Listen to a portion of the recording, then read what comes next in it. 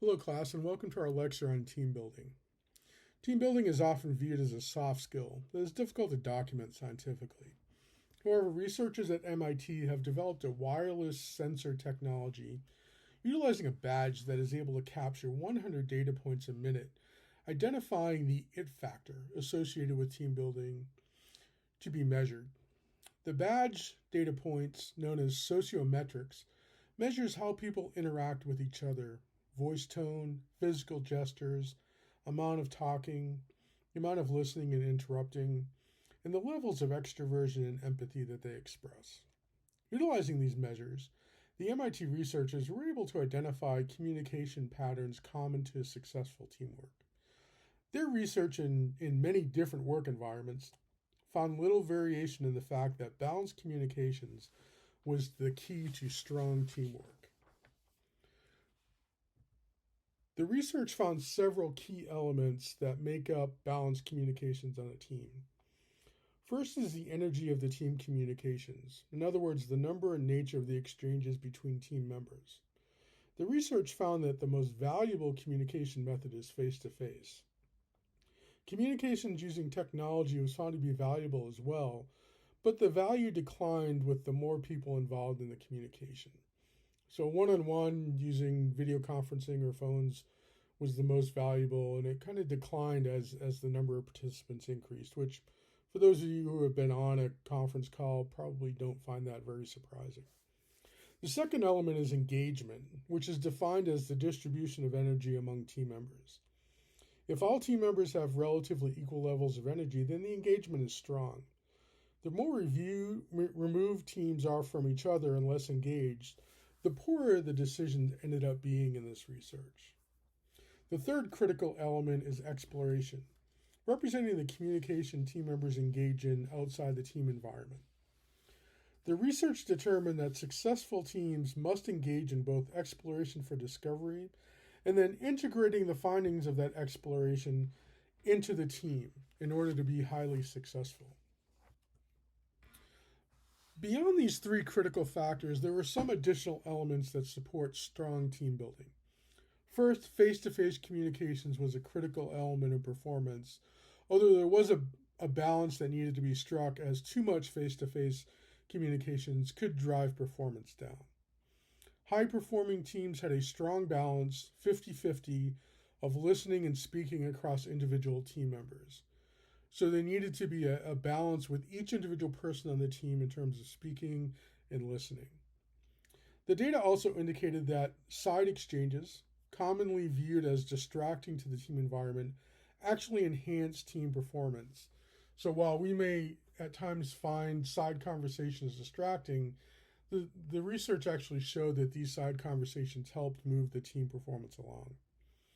Further, socialization for the team proved to be critical to team performance, upending the commonly held beliefs that socializing wasted time and negatively impacted team performance. And these are things in the office, so things like having lunch together in the lunchroom or having, conversations at the water cooler, for instance, are the types of socialization that helps build team rapport and enhance high-performing teams. Finally, the best teams often sought fresh perspectives, constantly from groups inside and outside of the organization. So I'll tell you, on my team, we do two surveys on a regular basis. One looks at the staff satisfaction of our team over the course of a 12-month period, and the other one surveys our internal customers to get some feedback from them on how we're performing as a unit. And these drive the types of improvements we look to make.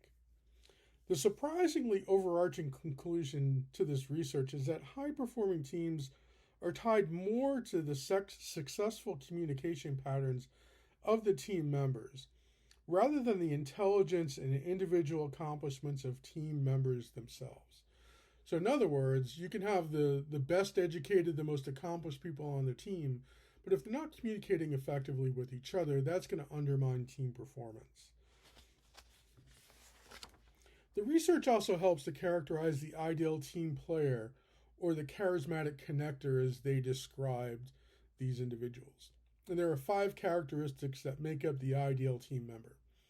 The first characteristic is active and engaging. specifically being able to comfortably circulate amongst the team, having short, high energy conversations with them. The second characteristic is being democratic with their time, meaning that they talk with all the team members equally and offer everyone an equal chance to contribute.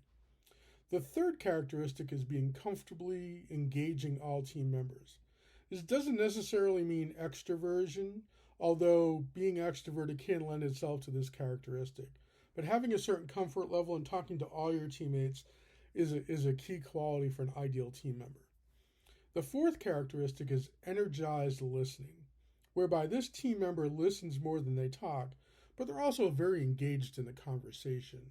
So you want to give people the opportunity to talk to you, listen actively, give them the opportunity to share their ideas, but then also be able to share yours as well. And again, 50-50, but in this case, the charismatic connector is probably less than 50% on talking and over 50% on listening. In the previous slides, we discussed the science supporting what makes great teams. That was an insular look focused on more of the intra-team dynamics, but teams don't operate in a bubble. So what are the external elements that support team success? There are 4 enabling conditions that were originally described by J. Richard Hackman in the 1970s that teams need to thrive. And those are a compelling direction, a strong structure, a supportive context, and an avoidance of corrosive problems, including a us versus them mentality and an incomplete set of information. Really, in how you avoid this is through the shared mindset. So first, a compelling direction. This is a foundational element to team success. Teams must understand what they are working towards and be equipped with specific, measurable, attainable, reasonable, and time-sensitive goals, otherwise known as SMART goals, that drive these efforts. And not having that context makes it difficult for teams to succeed. A strongly structured team means having the right mix and appropriate number of team members to get the job done. This requires a balance of technical and social skills that will allow for the successful interactions described previously to work most effectively. Team leaders should work to build an appropriate sized team, as increasingly large teams serve to increase the complexity of communication dynamics. There should also be a balance of assignments so that all team members are fully engaged in the process and understand their role in the context of the team's overall goals. The third element teams need is a supportive context to operate within successfully. A supportive context implicates key elements that include a reward system for exceptional performance, an information system that ensures access to all the information necessary to perform assigned tasks, a training system for team members so that they can skill build as needed in order to support the team goals, and funding and technical assistance necessary to achieve the team goals. If you don't have the funding or the TA to support what you're trying to do, in all likelihood, it's going to be very difficult to meet your goals and expectations. The final element teams need for success is a shared mindset, which is especially important in today's highly diverse and highly dispersed work environment. Team leaders need to work on establishing this mindset by building a common identity and understanding across the team. By building a common identity and mindset, teams can avoid some of the more corrosive elements that may undermine performance, like incomplete information sharing and an us versus them mentality. These challenges are especially a risk with an increase in the diversity and dispersion of team members and the proliferation of remote work situations. Team leaders will need to work to ensure that all members of the team feel valued for their contributions to the team, reserving open time for team members to talk about anything they choose at the beginning of a team meeting. So, for instance, in my leadership meetings, we often discuss sports at the start of the meeting before we get into the nitty-gritty of our agenda. And this kind of breaks the ice, it gets everyone feeling a little bit more comfortable, and that helps move the conversation along. So together, these 4 enabling conditions can create a framework for team success that complements the specific intra-team dynamics that we discussed earlier. It's rare for any team leader to build a team from scratch. The most common scenario is a leader inherits a team. And in this situation, a leader inherits not only the team, but the dynamics, good or bad, that came with the team. To ensure success and achieve the high performance discussed previously, there are a couple key strategies that leaders should use to ensure a smooth transition. The key elements of a transition framework are assessment, reshape, and accelerate. The first element is assessment. All new team leaders will have significant demands on their time, but it is essential to evaluate each team member against the goals and objectives of the team in order to ensure that you have the right people to do the job. This assessment should be focused on 6 core questions that a team leader should ask themselves about each employee. And those questions are, does the employee have the competence or technical expertise to do the job? Can I trust this employee to be honest with me? Does this employee bring the right energy to the job? Does this employee collaborate effectively on the team? Is this employee focused appropriately on their tasks? And does this employee exercise good judgment, especially when under pressure? How each of these questions weigh in on an individual assessment probably varies depending on the role he or she plays in the team. But the answers to these questions should provide you with a solid starting point when evaluating a new team and the members of that team. The second element is to reshape the team within the constraints of your organizational culture. And in fairness, reshaping tends to be a more fluid activity that starts right when you take over a team and continues moving forward. In the government, this can be a huge challenge as we don't have the luxury of firing or reassigning staff with the ease of the private sector. One approach I have found useful is to reassign tasks based on skills and abilities of the individual team members. Shifting lower performing team members to less visible, less critical duties will often help manage overall performance as well as send a message about improving performance. Another approach I have used with success is to have a career discussion with low performing employees. At times the issue is burnout or frustration with their role, and if these are the challenges, there are ways a leader can help a dissatisfied employee with reducing burnout and obtaining new training or experiences to jumpstart the career, either on the existing team or in a new position altogether. A third technique is building staff transition into the process. Staff turnover, while at times disruptive in the short term, does allow for opportunities to build the team stronger. Encouraging this transition by supporting detail opportunities for existing staff, as well as offering detail opportunities for potentially new staff, is a great way to lay the foundation for positive staffing transitions. Finally, utilizing performance recognition as a way to establish a baseline of performance is a very effective way to create a high bar for that performance.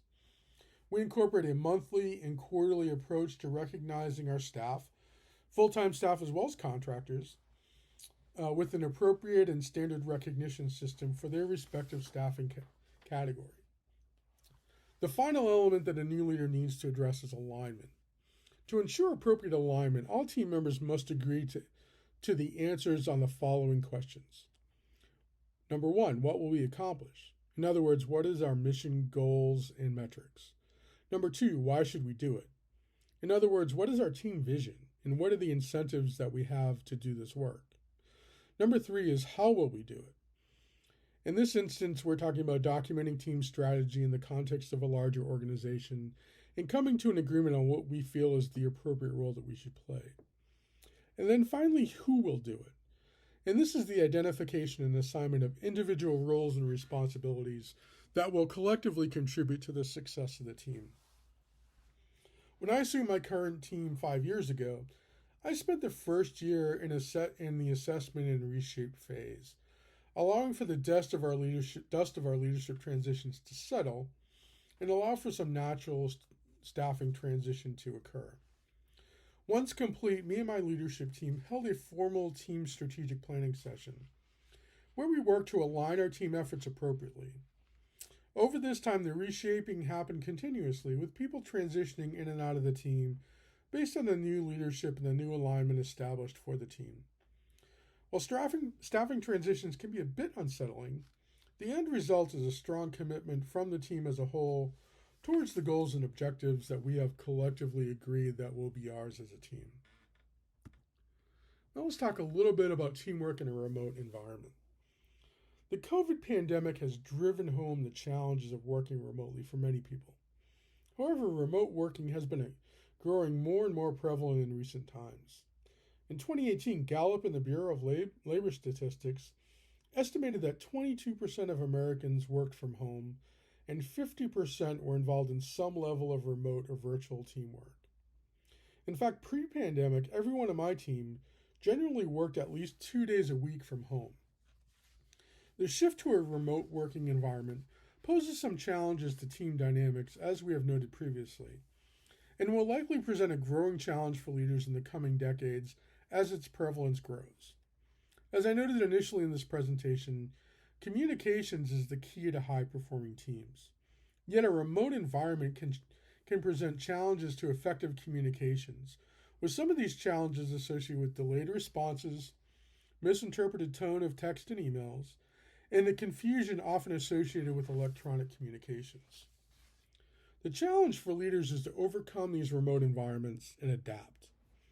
The first issue to address is managing the distance of a remote work environment, which involves 3 elements: the physical or place and time in which a team operates, the operational, the size, bandwidth, and skill level of team members, and the affinity or values, trust, and interdependency a team experiences with each other. Now, the first two are a little bit difficult to manage as a leader. Oftentimes, you don't have control over the physical or the operational. You inherit a team and you inherit the situation in which they're operating in. So a successful team member will need to manage all 3, though she or he has most control over the affinity element.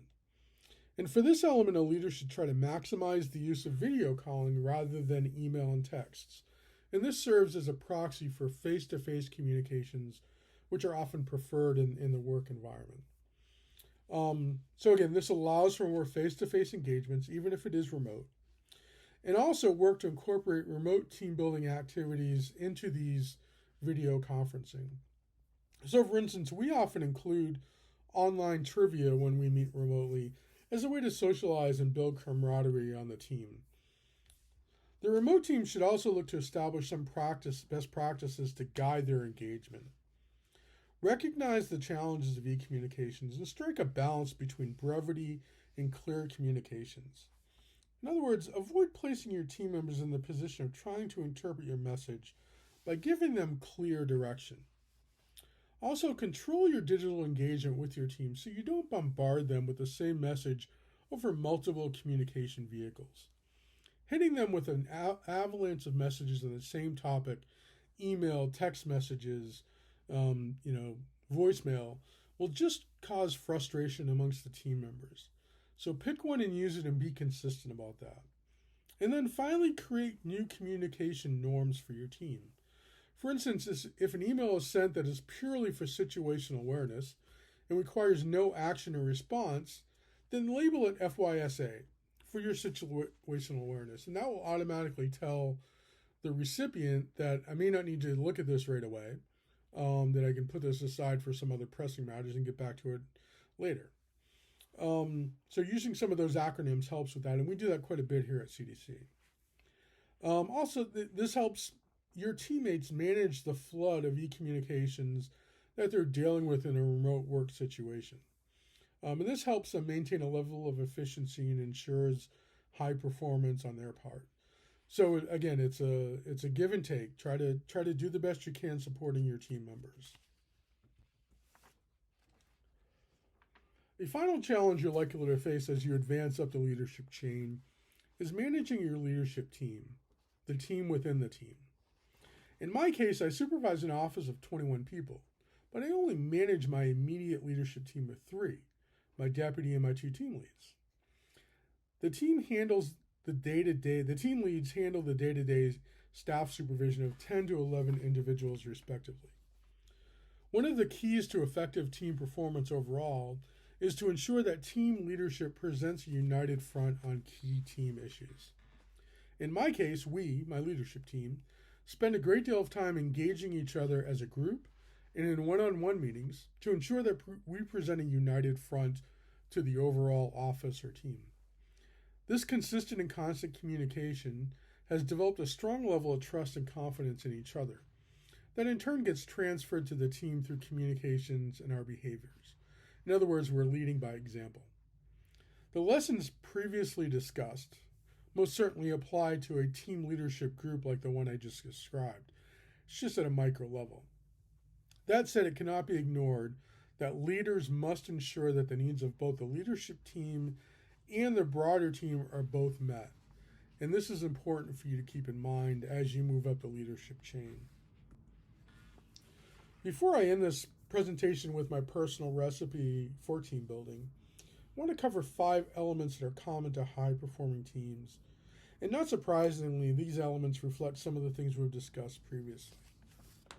The 5 elements are direct communications, in which high-performing teams are not timid when it comes to direct communications with each other. And this typically means a face-to-face or a proxy face-to-face situation where you're talking to someone one-on-one, through the phone, through video messaging, or if you have the ability to do so in person. The second element of high-performing teams is being strategic with their meetings. High-performing teams typically maximize the utility of their meetings by utilizing agendas, requiring pre-work from their participants, and using check-ins with team members on the progress that they're making on their assignments. These are all key elements to ensure that your meetings are as strategic as possible. The third element of a high-performing team is in investing in bonding. And as we've discussed before, team bonding is important to build an esprit de corps necessary for high performance. In my office, we plan social activities, we engage in office-wide competitions, and we socialize a lot to help with this element. So there's quite a bit of interaction in and outside of the work environment. The fourth element of high-performing teams is frequent appreciation. High-performing teams also use appreciation as a tool to reward performance. As I've discussed previously, in my office, we survey staff about their preferred rewards, and we do our best to accommodate those preferences when the rewards are warranted. We work to ensure that all staff, full-time and contract, are recognized in the appropriate manner, and we do this on a regular schedule. So for my office, we have monthly and quarterly award recognition processes. And then we also engage in a broader annual recognition process that is sponsored by the agency or subunits within the agency. So we're always looking for opportunities to recognize the performance of our team members. And then finally, there's the characteristic of authenticity. And high-performing teams are generally more authentic with each other in expressing both positive and negative emotions in an open and honest manner. The lesson here is that a trusting environment will allow for this authentic sharing and will build a kind of team that is inclined towards high performance. So it's a zone of trust where people feel comfortable being 100% honest with their counterparts, be it positive or negative emotions. Finally, I want to share the 10 ingredients that I've used to build strong teams over my career. This recipe is adapted from an interview with Robert Kraft, who has owned and led the New England Patriots for close to 30 years. Now, we can respectively disagree about our team affiliations, but the performance of this franchise during his tenure has been dynastic, and the team-building lessons he discussed really resonated with me. The slide you see was something I created from the interview, and I have it posted in my office as a reminder to me and others on what it takes to build successful teams. So I'll share that with you now. First, the number one element is to collect good people. And I've really made it a point to do this over the course of my career. This includes when building and rebuilding a team, as well as over the life of your career.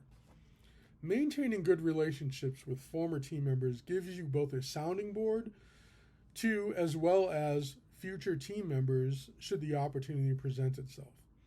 It's an investment in people that always pay dividends. Number 2 is empower your people. I typically invest a lot of energy and time when recruiting new people. As a result, I expect them to perform at a high level from the start.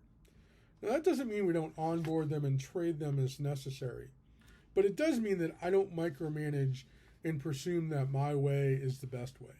and I encourage my team leads to follow suit. Number 3 is to encourage risk-taking. Here, I'm not encouraging my team to break the law or go crazy. I'm encouraging them to think out of the box and look for new and better ways to get our job done. For example, we received over $11 million from 2 pharmaceutical companies to support a communications campaign on heart disease among African American populations.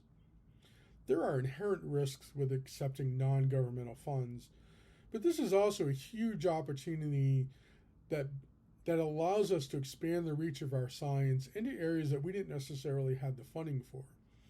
And so to me, this is an acceptable level of risk-taking on the part of my team. Number 4 is an egoless culture. Now, everyone has an ego. It's part of human nature. But there are ways to ensure that ego doesn't impact team performance.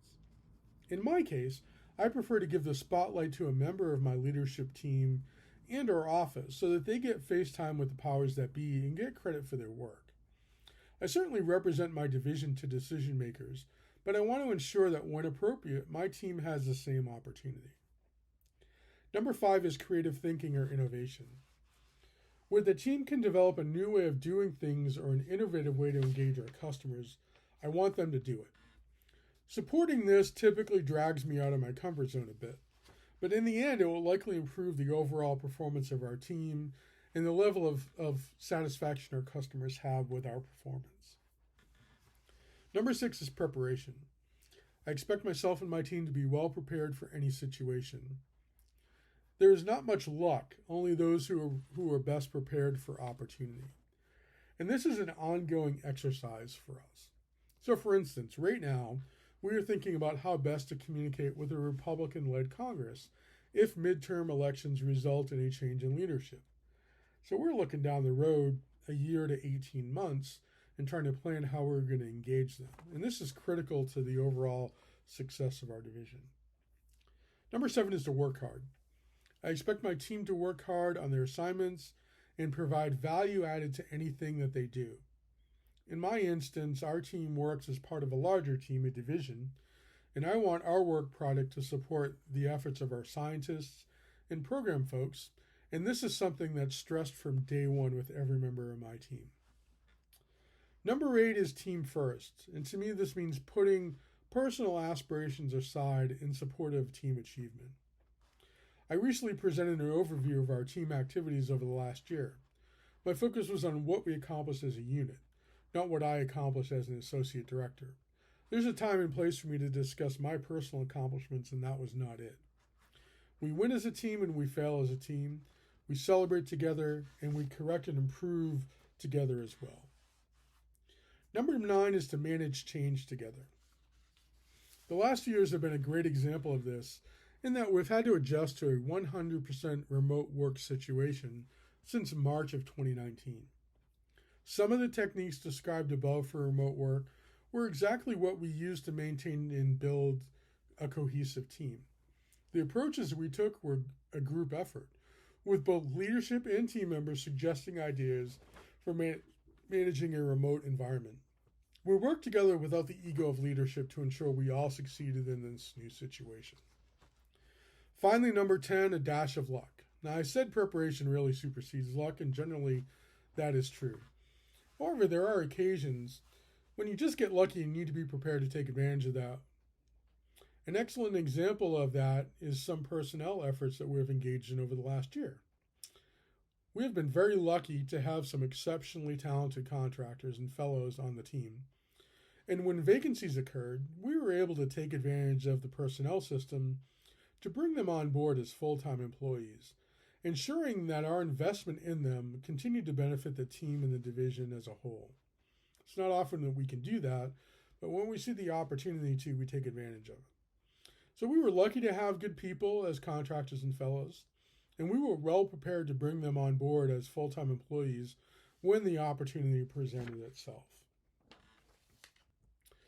Thank you for your attention, and I hope this information provided you with more insight into team building as both a future team member and a future team leader.